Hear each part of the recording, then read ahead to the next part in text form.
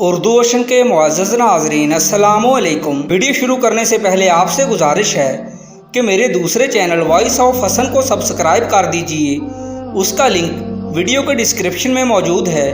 میرا نام رام چند ہے، میں ایک ہندو گھرانے سے تعلق رکھتا ہوں۔ میری عمر 40 سال ہے اور سندھ کے ایک دیہاتی علاقے میں رہتا ہوں۔ کچھ عرصہ پہلے کی بات ہے کہ بے روزگاری سے تنگ آ کر میں نے کوئی ملازمت کرنے کا سوچا، لیکن تعلیم یافتہ نہ ہونے کی وجہ سے مجھے کہیں اچھی ملازمت نہ ملی۔ پھر میرے ایک دوست نے مشورہ دیا کہ ان دیہاتی علاقوں میں 2 کاروبار بہت زیادہ چلتے ہیں، ایک پیری مریدی اور دوسرا حکمت والا۔ چاہے آپ کسی بھی مذہب سے تعلق رکھتے ہوں، لیکن ان دونوں کاموں میں پیسہ بہت ہے۔ بات میرے دل کو لگی۔ میں نے ضروری سامان کا تھیلا اٹھایا اور 3 ماہ کے لیے اپنے گاؤں سے غائب ہو گیا اور لمبا سفر کر کے خیر پور پہنچ گیا۔ وہاں میرے ماموں کی حکمت کی دکان تھی، جس کا کام عمر اور تجربے کی وجہ سے اچھا خاصا چل رہا تھا۔ میں نے وہاں جا کر اپنا مقصد بیان کیا اور حکمت کا کام سیکھنے کے لیے اس کی شاگردی اختیار کر لی۔ 3 مہینے دن رات ایک کر کے گزارے لائق کام سیکھ لیا اور کچھ دوائیں اور جڑی بوٹیاں خرید کر واپس گاؤں پہنچ گیا اور ایک مناسب جگہ پر دکان کھول کر بیٹھ گیا۔ کچھ ہی دنوں میں میرے پاس مریضوں کی شکل میں گاہک آنے شروع ہو گئے اور میری روزی روٹی چلنے لگی۔ میرے پاس کچھ درد، بخار اور طاقتور کرنے والی جڑی بوٹیاں تھیں جن سے میرا کام چل رہا تھا۔ جلد ہی میری شہرت دور دور تک پھیل گئی۔ اس کی بنیادی وجہ یہ تھی کہ یہاں پر سرے سے کوئی ڈاکٹر موجود ہی نہ تھا۔ میں جو کچھ مہینے پہلے تک پیسے کا محتاج تھا، اب ہزاروں میں کھیلنے لگا تھا۔ پھر میں نے اپنے ساتھ ایک شاگرد بھی رکھ لیا جو میری کافی مدد کروا دیتا تھا۔ ایک دن میرے مکتب کے سامنے ایک کار آ کر رکی۔ اس میں سے ایک خوش شکل اور جوان عورت باہر آئی۔ وہ چست پاجامے میں ملبوس کھلے بالوں والی فیشن زدہ خاتون تھی۔ مجھے کہنے لگی کہ حکیم صاحب، میں کافی دور فلاں شہر سے سفر کر کے آپ کے پاس آئی ہوں۔ آپ کا نام ہی اتنا مشہور ہے کہ مجھے لگا کہ میرا کام آپ ہی کر سکتے ہیں۔ میں نے دل میں سوچا کہ آج تگڑا شکار ہاتھ آیا ہے، خوب پیسے وصول کروں گا۔ مجھے سوچتا دیکھ کر بولی کہ پیسوں کی پرواہ مت کریں۔ ساتھ ہی پرس میں ہاتھ ڈالا اور 5-5 ہزار کے 10 نوٹ نکال کر میری طرف بڑھا دیے۔ اتنے پیسے دیکھ کر میں پریشان ہو گیا۔ مجھے یقین ہو گیا کہ اگر اتنے پیسے دے رہی ہے تو یقیناً کام بھی کوئی خاص کروانا چاہتی ہے مجھ سے۔ میں نے پوچھا کہ میڈم، مسئلہ تو بتائیں، اگر میرے بس کا ہوا تو میں ہاتھ ڈالوں گا، ورنہ پیشگی معذرت۔ میرے کندھے پر ہاتھ رکھ کر ایک ادا سے کہنے لگی کہ حکیم صاحب، سنا ہے آپ کے پاس بڑی طاقت والی دوائیں ہوتی ہیں۔ میرا مسئلہ سائز کا ہے، مطلب میرا سائز چھوٹا ہے اور ہم 2 لڑکیاں ہیں۔ آپ کو پیشگی 50 ہزار دیا ہے، اگر ہمارا کام ہو گیا تو آپ کو 1 لاکھ روپیہ مزید مل جائے گا۔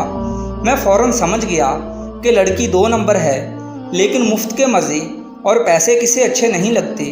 میں نے 50 ہزار جیب میں ڈالے، مطلب سے کچھ ضروری کام آنے والی دوائیں اٹھائیں اور اپنے شاگرد سے کہا کہ میں میڈم کے ساتھ مریض دیکھنے جا رہا ہوں، شام تک آ جاؤں گا، دکان کا خیال کرنا۔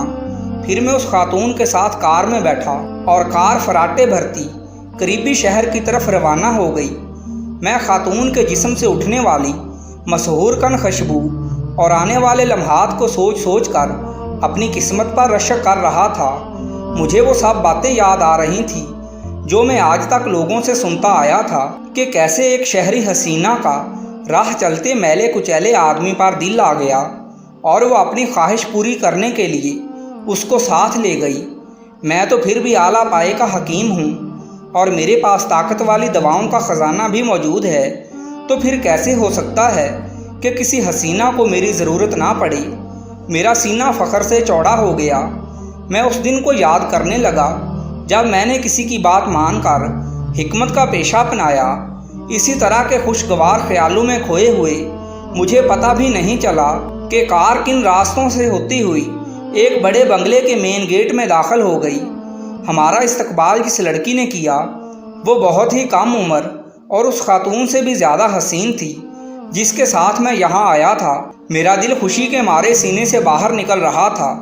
مجھے اے سی والے ٹھنڈے ٹھار کمرے میں بٹھا کر وہ دونوں خواتین باہر نکل گئیں۔ میں صوفے پر آرام سے بیٹھ گیا اور اپنا تھیلا کھول کر دواؤں کا جائزہ لینے لگا۔ تھوڑی ہی دیر میں وہ کم عمر لڑکی شربت اور گلاس لے کر آ گئی اور اپنے ہاتھوں سے مجھے شربت ڈال ڈال کر پلانے لگی۔ دوسری خاتون میرے ساتھ صوفے پر بیٹھ گئی اور بے تکلفی سے میرا ہاتھ پکڑ کر دبانے لگی۔ میں نے سوچا کہ رام چند اب امتحان کا وقت قریب ہے۔ پھر مجھے یاد آیا کہ میں نے وہ دوا تو ابھی تک کھائی نہیں جس سے مجھے بے تحاشا طاقت ملنی تھی۔ جیسے ہی میں نے تھیلے میں ہاتھ ڈال کر دوا باہر نکالی تو خاتون بولی کہ حکیم صاحب اب اس دوا کی ضرورت نہیں ہے۔ میں نے پوچھا کیا مطلب؟ تو کہنے لگی کہ حکیم صاحب ہمارے شربت میں جو طاقت ہے وہ دنیا کی کسی اور دوا میں نہیں ہے، بس تھوڑا انتظار کریں، اس کے بعد آپ کی دنیا رنگین ہونے والی ہے۔ میں اطمینان سے بیٹھ گیا اور شربت کے اثر ہونے کا انتظار کرنے لگا۔ کوئی 5 منٹ بعد میری آنکھوں کے آگے جالا سا آنے لگا اور پھر دیکھتے ہی دیکھتے میرے ہاتھ پاؤں ڈھیلے پڑ گئے اور میرا جسم بے جان سا ہو گیا۔ میں چاہ کر بھی حرکت نہیں کر سکتا تھا، لیکن ہر بات سن بھی سکتا تھا اور بول بھی سکتا تھا۔ پھر کمرے کا منظر بدلنے لگا۔ وہاں 2-3 ہٹے کٹے مرد بھی پہنچ گئے اور خواتین اٹھ کر تھوڑا دور ہو کر بیٹھ گئیں۔ انہوں نے مجھے اٹھا کر بیڈ پر ڈال دیا اور سب سے پہلے میری جیب سے وہ 50,000 نکال لیے جو اس خاتون نے مجھے دیے تھے۔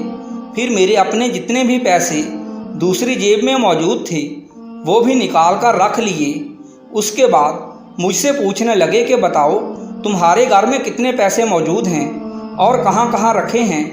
میں نے اس شربت کے زیر اثر ہر بات ان کو بتا دی اور اس صندوق کی چابی بھی ان لوگوں کے حوالے کر دی جس میں سارے پیسے رکھے ہوئے تھے۔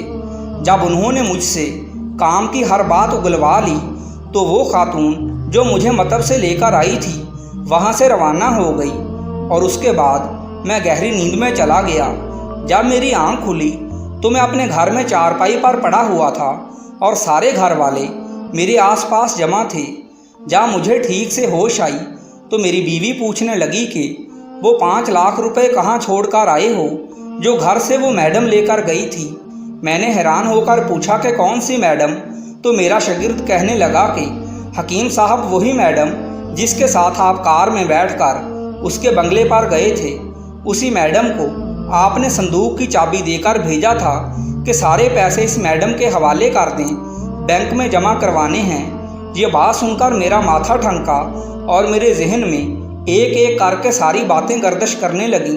مجھے سارا کچھ یاد آ گیا کہ میرے ساتھ کیا کیا ہوا تھا۔ میں نے گھر والوں سے پوچھا کہ میں یہاں کیسے پہنچا تو مجھے بتایا گیا کہ کوئی مجھے بے ہوشی کی حالت میں گاؤں سے باہر سڑک کنارے ڈال گیا تھا۔ میں نے اپنا سر پکڑ لیا۔ میں حسین عورت کے چکر میں کسی گروہ کے ہاتھوں لٹ چکا تھا۔ میں نے جو پیسے لوگوں کو جعلی دوائیں بیچ کر کمائے تھے وہ ایک ہی دن میں لٹ گئے تھے۔ پیارے ناظرین، بتائیے گا کہ میرے ساتھ یہ سب کیوں ہوا؟